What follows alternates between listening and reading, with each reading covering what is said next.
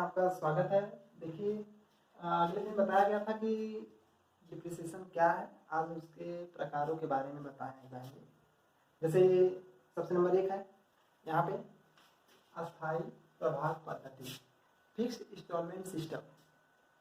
इसमें जब हम कोई भी मशीन की धनराशि लेंगे तो जो धनराशि है उसका जो अमाउंट है वह हर समय फिक्स रहेगा। जैसे मान लीजिए कोई सामग्री है, कोई मशीन है 1000 की, 1000 की मशीन है, 10% की दर से उसमें ह्रास करता है तो वह पर ईयर आपका 100 रुपये डिप्रिसिएशन करता है। इस विधि से जो ह्रास की राशि निकलेगी वह हर साल समान रहेगी। यहाँ पे आप देख सकते हैं कि यह हर साल आपकी ह्रास की राशि समान है। और जब हम दूसरे विधि में आते हैं तो पहले विधि के बारे में और थोड़ा सा जान लेंगे कि यह सबसे सिंपल विधि है। इसमें फिक्स जो ह्रास की धनराशि है वह हमेशा के लिए फिक्स रहेगी। इसका वैल्यू 0 हो सकता है। आते हैं दूसरे में क्रमागत ह्रास पद्धति। क्रमागत ह्रास पद्धति डिमिनिशिंग बैलेंस मेथड। इसमें क्या है कि जब आपको कोई भी ह्रास की दर दी जाएगी तो उसमें इस विधि को घटता मूल्य विधि भी कहते हैं। जैसे यहाँ पे मशीन की अमाउंट जो है सेम लेंगे, हम 10% काटेंगे तो यहाँ पे हमारा पहले ईयर में तो जो हमारा है 100 ही रुपये आएगा डिप्रिसिएशन। लेकिन दूसरे ईयर में या फर्स्ट ईयर है, मान लीजिए फर्स्ट ईयर, दूसरे ईयर में, सेकेंड ईयर में जब यह धनराशि घट जाएगी तो 1000 माइनस 100 बराबर इतना 900, और 900 का हम डिप्रिसिएशन फिर से निकालेंगे तो 10% की दर से अगले साल 90 रुपये डिप्रिसिएशन हो जाएगा।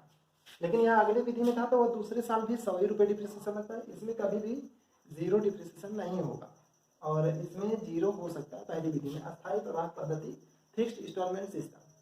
इसमें आपका जो ह्रास की राशि है हर साल समान रहेंगी। लेकिन डिमिनिशिंग बैलेंस मेथड में आपका हर साल दर न्यू मूल्य पे आपका निकालना पड़ेगा ये जो उसका ह्रास है। आते हैं वार्षिक वित्तीय पद्धति। वार्षिक वित्तीय पद्धति क्या है इसको हम जानेंगे। एनुटी मेथड में है कि वार्षिक वित्त पद्धति में जब कोई भी व्यापारी जब कोई संपत्ति में अपना निवेश ना करके उसी पैसे को और कहीं निवेश करता तो उसको क्या फायदे होते। तो इस विधि में वार्षिक वित्तीय पद्धति में डिप्रिसिएशन जितने की मशीनरी खरीदी गई है उतना ही मूल्य एक निश्चित दर से इंटरेस्ट किया जाएगा, ब्याज दिया जाएगा उस पर, कि अगर व्यापारी ने उस मशीन को ना खरीद के और कहीं पे उस पैसे को लगाया होता तो उसको कितना फायदा होता। आते हैं ह्रास कोष पद्धति से ऐसा है डिप्रिसिएशन फंड मेथड। जब कोई भी मशीन खरीदी जाती है तो यह माना जाता है कि एक समय बाद वह मशीन खराब हो जाएगी, इसको फिर से बदलना पड़ेगा। इसलिए उस मशीन को दोबारा से खरीदने के लिए कंपनी को कोई विशेष लोड ना पड़े, कोई विशेष दिक्कतें ना आए। इसलिए इसमें ह्रास की राशि को धीरे धीरे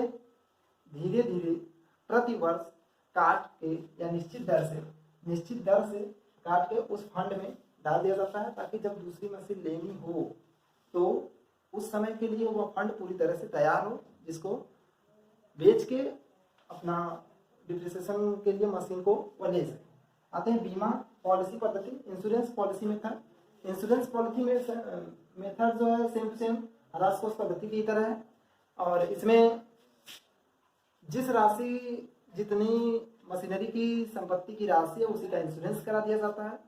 वर्ष के प्रथम तिथि में उतनी इंश्योरेंस की राशि जमा कर दी जाती है। जब मशीनरी खराब होती है तो उस समय के लिए उस राशि को निकाल के फिर से उसको यहाँ पे नई मशीन को खड़ा किया जाता है। वार्षिक मूल्यांकन पद्धति, रिवैल्यूएशन मेथड। रिवैल्यूएशन मेथड क्या है? रिवैल्यूएशन से आप समझ सकते हैं कि जो रिवैल्यूएशन या मूल्यांकन पद्धति, रिवैल्यूएशन किसी भी मशीन का फिर से नया मूल्य मान्य करना या तैयार करना। तो यह जीवित स्टॉक में लगाया जाता है, जैसे घोड़े हैं, जानवर हैं, या कोई ऐसी वस्तु जिसका रेट बहुत जल्दी ऊपर नीचे होता रहता है, तो उसके लिए यह रिवैल्यूएशन। इस विधि में जब वो संपत्ति का मूल्य घटेगा, तब उसके लिए वहाँ पे ह्रास लगाया जाएगा, और जिस ईयर में वस्तु का मूल्य बढ़ जाएगा उसमें ह्रास नहीं लगाया जाएगा इसमें। और हमारे लिए हम दोनों दो विधियां सबसे मोस्ट इम्पॉर्टेंट हैं, और इन सब का अध्ययन हम करेंगे। लेकिन जो ये दोनों विधियां हैं, फिक्स्ड इंस्टॉलमेंट मेथड और डिमिनिशिंग मेथड, ये दोनों इम्पॉर्टेंट है। इनका कंपेयर करके अगले पार्ट में बताया जाएगा।